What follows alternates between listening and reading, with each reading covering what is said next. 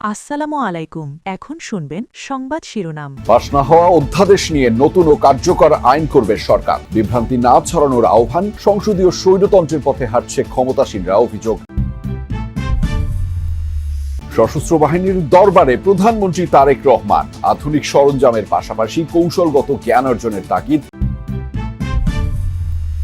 বিদ্যুৎ উৎপাদনের ফার্নেস অয়েলের দাম বাড়ল লিটারে প্রায় 25 টাকা। জ্বালানি নিয়ে হাহাকার কাটছেই না। সরকারি দুই সংস্থার ঠেলাঠেলিতে অকার্যকর ফুয়েল পাস অ্যাপ। দ্বিতীয় ধাপে ঢাকা সহ 3 সিটিতে হামের টিকা দেয়া শুরু। প্রাদুর্ভাব কমাতে 95% শিশুকে ভ্যাকসিন দেওয়ার লক্ষ্য। উপসর্গ নিয়ে আরো 10 মৃত্যুর খবর দিল অধিদপ্তর। এতক্ষণ শুনছিলেন সংবাদ শিরোনাম, এখন শুনবেন বিস্তারিত। বিচার বিভাগের স্বাধীনতা, মানবাধিকার ও গুম কমিশন সংক্রান্ত নতুন এবং কার্যকর আইন করবে সরকার। এ ধরনের 7টি অধ্যাদেশের বিল পাশ না হলেও তা বাতিল হয়নি বলে জানিয়েছেন আইন ও স্বরাষ্ট্রমন্ত্রী। বলেছেন, এসব অধ্যাদেশের ত্রুটি, সাংঘর্ষিক ধারা আলোচনার মাধ্যমে সংশোধন করে নতুন আইন করা হবে। এ নিয়ে না বুঝেই বিরোধী দল রাজনীতি করছে বলেও অভিযোগ সরকারের দুই মন্ত্রীর।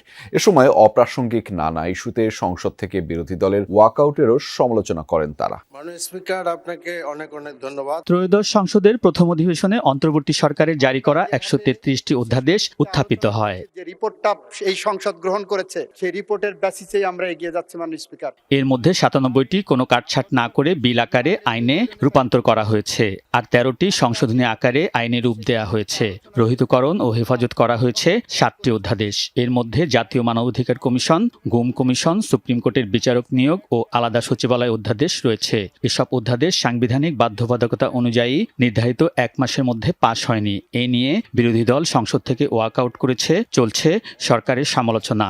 কিন্তু আলোচনাই হবে না, এখন তো এটাকে অলরেডি এজেন্ডা আউট করে দেওয়া হয়েছে। তবে সরকার বলছে, তড়িঘড়ি করে অন্তর্বর্তী সরকার অনেক অধ্যাদেশ করেছে। এগুলোর কিছু ধারা ত্রুটিপূর্ণ ও সাংঘর্ষিক। সরকার অংশীজনের সাথে আলোচনা করে এক্ষেত্রে নতুন ও কার্যকর আইন করতে চায়। ইন্টারিম গভর্নমেন্টের সময় কেউ নিজেদের প্রোভাইড করার জন্য তাড়াহুড়ো করে এই মানবাধিকার কমিশন এবং গুম অধ্যাদেশ এগুলো করে ফেলেছে। তা আমরা বলেছি, এগুলো আমরা যাচাই বাছাই করে স্টেক হোল্ডারদের সাথে আমরা ব্যাপক আলাপ করব, করে এটাকে আরো এনরিচ করে আমরা পরবর্তী সেশনে নিয়ে আসতে চাই। যারা বলছেন আমরা এটা করি না, এটা বাদ দিয়েছি, এটা তারা বিভ্রান্তি ছড়াচ্ছেন। রহিতকরণ বিল হলেও এটা কিন্তু আইনে পরিণত হয়ে যাচ্ছে। ওই আইনের অংশই হলো যেটা অধিকতর যাচাই বাছাই করার জন্য আমরা কমিটমেন্ট দিয়েছি পার্লামেন্টের মাধ্যমে গোটা জাতিকে। কয়েকটি অধ্যাদেশের ত্রুটিও ধরিয়ে দেন দুই মন্ত্রী। একজন গুমের শিকার হলো, তার পরিবার গেলেন আইসিটি বলল যে আমি এটা নিতে পারবো। আসামি পক্ষ যে বললো যে আমার তো প্রোটেকশন দেওয়া আছে অন্য আইনে, গুম কমিশন আইনে, আমি আইসিটিতে আসবো না, আমাকে অন্য আইনে নেন। এইটা নিয়ে হাইকোর্টে বিচার বিশ্লেষণ করতে যে কয় বছর যাবে, সেই কয় বছরে গুমের পরিবার আরো হয়রানির শিকার হবেন। জুলাই স্মৃতি জাদুঘর, সেটা রিপোর্টের মধ্যে এজ ইট ইজ পাস করার জন্য সবাই এগ্রিড হয়েছিল। সেই আইনে অবসর গ্রহণের বিষয়টা বা পদত্যাগের বিষয়টা যেভাবে বলা হয়েছে, সেই ব্যক্তি স্বেচ্ছায় পদত্যাগ না করলে রোজ কিয়ামত পর্যন্ত তাকে সরানোর কোনো সুযোগ ওই আইনে রাখা হয়নি। স্মার্ট প্রযুক্তি নির্ভর, দ্রুত প্রতিক্রিয়াশীল সশস্ত্র বাহিনী গড়ে তুলতে চায় বর্তমান সরকার। রাষ্ট্রীয় সংবিধানের প্রতি দায়বদ্ধতা এবং জনগণের প্রতি অবিচল আস্থাই হবে বাহিনীর ভিত্তি। সশস্ত্র বাহিনীর দরবারে অংশ নিয়ে এসব কথা বলেছেন প্রধানমন্ত্রী তারেক রহমান।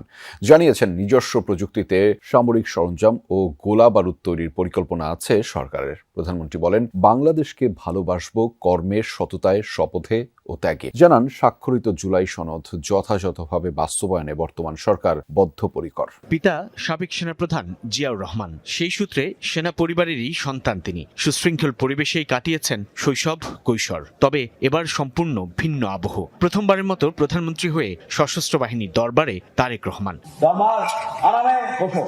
বক্তব্যেও ফেলে আসা দিন আর বর্তমানের দায়িত্বশীল অনুভূতির রেশ।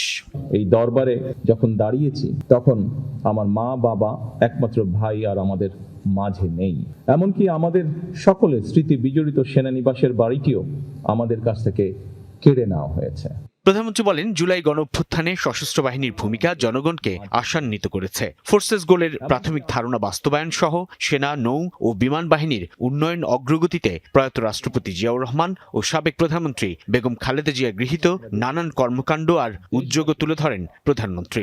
2025 সালে 21শে নভেম্বর প্রচন্ড অসুস্থতা সত্ত্বেও জীবনের ঝুঁকি নিয়ে হুইল চেয়ারে করে তিনি সেনানিবাসে উপস্থিত হয়েছিলেন। একদিন পরেই এর মাধ্যমে সশস্ত্র বাহিনী এবং প্রিয় বাংলাদেশের প্রতি বেগম খালেদা জিয়া নিখাদ ভালোবাসা প্রতিফলিত হয়ে উঠেছিল। প্রধানমন্ত্রী বলেন, সশস্ত্র বাহিনী কোনো ব্যক্তি, পরিবার বা দলের সম্পত্তি নয়। রাষ্ট্রীয় সংবিধানের প্রতি দায়বদ্ধতা ও জনগণের প্রতি অবিচল আস্থাই হবে এর ভিত্তি। বিদ্যুৎ উৎপাদনে ব্যবহৃত ফার্নেস তেলের দাম লিটারে বেড়েছে 24 টাকা 59 পয়সা। প্রতি লিটারের নতুন দাম 70 টাকা 10 পয়সা থেকে বেড়ে হয়েছে 94 টাকা 69 পয়সা। Bangladesh energy regulatory commission BERC থেকে পাঠানো এক বিজ্ঞপ্তিতে এমনটি জানানো হয়েছে। আজ রাত 12টা থেকে কার্যকর হবে নতুন এই দাম। এর আগে ফার্নেস তেলের দাম বাংলাদেশ পেট্রোলিয়াম কর্পোরেশন বিপিসি নির্ধারণ করত। তবে অন্তর্বর্তী সরকার সেই ক্ষমতা বিইআরসির হাতে দেওয়ার পর গত ফেব্রুয়ারি মাসে প্রথমবারের মতো সংস্থাটি ফার্নেস তেলের দাম ঘোষণা করে। আজ দ্বিতীয়বারের মতো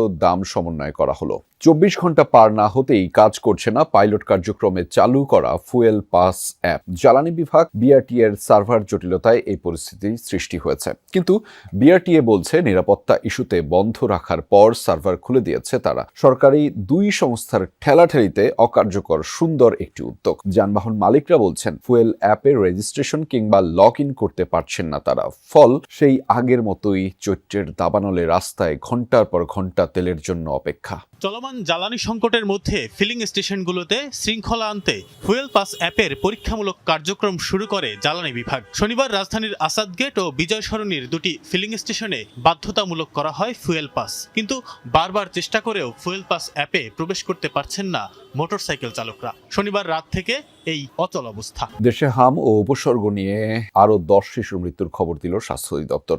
এ নিয়ে 15 মার্চ থেকে আজ সকাল 8টা পর্যন্ত 179 জনের প্রাণ গেল। ময়মনসিংহ মেডিকেলে 24 ঘন্টায় হামের উপসর্গ নিয়ে ভর্তি হয়েছে আরও 26 জন, সুস্থ হয়ে বাড়ি ফিরেছে 28 জন। এদিকে রাজশাহী মেডিকেলে গত 24 ঘন্টায় নতুন করে 15 জন রোগী ভর্তি হয়েছে। এছাড়া বরিশাল ও চট্টগ্রাম মেডিকেল সহ দেশের বিভিন্ন জেলা হাসপাতালগুলোতে হাম ও হামের উপসর্গ নিয়ে রোগী ভর্তির সংখ্যা বেড়েই চলেছে।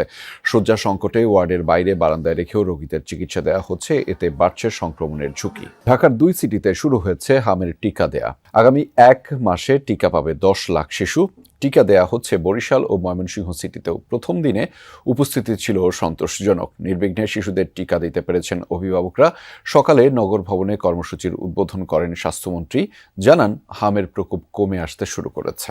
হাম আক্রান্তদের একটা বড় অংশ রাজধানী ঢাকায়। মোহাম্মদপুর ও কড়াইল বস্তি এলাকায় রোগী বেশি, কিন্তু ঢাকায় টিকা দেয়া শুরু হলো দ্বিতীয় ধাপে। টিকা নিতে বেশ আগ্রহ দেখা গেছে অভিভাবকদের। পার্শ্ব প্রতিক্রিয়া বা শিশু অসুস্থ হওয়ার কোনো খবর পাওয়া যায়নি।